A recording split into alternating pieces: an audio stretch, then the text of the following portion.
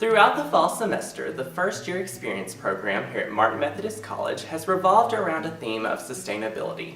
And FYE students, like myself, were introduced to this Going Green theme when we read the book No Impact Man by New York City author Colin Beavan. It's a one-year experiment. Right. And it's extreme. No soda cans, no water in plastic bottles. Don't buy new products. Canceling our magazine and newspaper subscriptions. No throwaway plastic razors. No airplanes, no subways, no taxis, no elevators. Is it possible to have a good life without wasting so much? So here you are, No Impact Man, and I want to talk about your book and your project and everything, but first of all, I was wondering if you could define the term sustainability and explain why you think it is so important. So if you look up the word sustain in the dictionary, it means to bear the weight of. So sustainability means able to bear the weight of. I prefer words like regenerative, although that's a bit clumsy too, or just working for a better life that's better for people and for the planet. Why is it important? Well, kind of for the reasons that, to me, what we're looking at is the intersection between the fact that the way that we live is actually undermining our habitat's ability to support us. Like, the planet is warming because of climate change, so that it means that it can't support us. Meanwhile, we're making our air dirty and our water dirty and killing all the species and making the place unlivable. So one might say that's important because we want to keep living. The average American creates 1,600 pounds of trash a year. We're trying to reduce that to zero. Well, in 2006, you and your family, which includes your wife and your daughter, who was still in diapers at the time, you began a year-long experiment to have very little impact on Earth's environment. So talk about some of the things you gave up and some of the things you did for this project. Well, so the idea of the no impact year was that we would reduce our negative impact as much as possible, which means like making less trash, causing fewer climate emissions, putting fewer toxins in the water. So we reduced our negative impact on one hand and increase our positive impact on the other hand by volunteering to clean trash out of the river, planting trees. So the idea was that reduce negative impact plus increase positive impact, when you add them together, would equal no net impact. Like, you're asking me what's the most difficult, but and to be fair, everybody asks what's the most difficult. It's not the most interesting question. Okay. And here's the reason: because we always have this idea that we need all these things that we have and that they all make our lives better. And we're so used to doing things a certain way that when we stop doing it, we think we're giving something up, when in fact what we're doing is we're searching for better ways.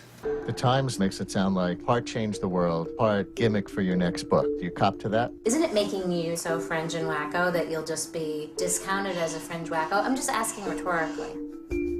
As a media and cultural studies major, I don't know that I'm necessarily surprised that this gained so much media attention, but were you surprised by the attention that the project received? I mean, what was it like to go through? Because you were on talk shows and morning news shows. Yeah, I was on ABC's Good Morning America like 5 or 6 times. I was on Colbert Report a couple of times. I was on like pretty much every NPR show you can imagine.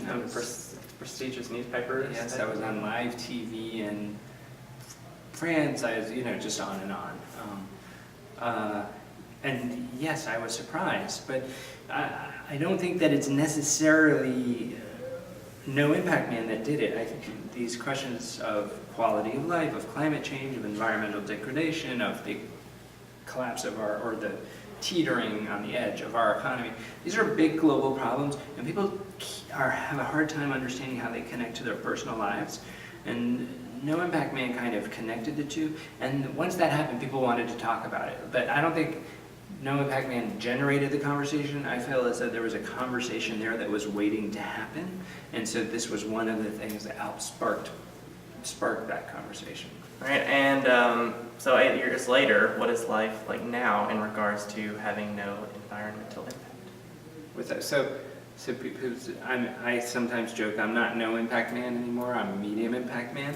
I still buy everything secondhand. I still walk and bike everywhere. I'm still a vegetarian. I still try to eat local food. Blah, blah, blah. There's so much But I don't have a rule for myself. There's no rules for myself. This is for our family. It's not just about the project. What if we called it the year I lost 20 pounds without going to the gym once? Or the year we didn't watch TV and we became much better parents as a result? Or the year we ate locally and seasonally and it ended up reversing my wife's pre-diabetic condition? What's those? They're fireflies. Most people, what they really want is to have their basic needs taken care of, and then they want to have fun, and they want to have meaning. They want to feel like their life means something. So the thing to do at this particular stage, especially as students, is to make sure you take the time to investigate and ask yourself, what makes me happy? Like how does making other people make me happy? What skills and talents do I have? What do I care about? How can I get involved in things that I actually care about before I end up launching myself on a 40-year career doing things that I don't care about? So while we FYE students have mainly focused on ways to sustain our surrounding environments, perhaps it wouldn't hurt to consider Colin Beavan's viewpoint of focusing on what exactly we're living for and if how we're living truly makes us happy. For the Red Hawk Reporter, I'm Whit Laxon.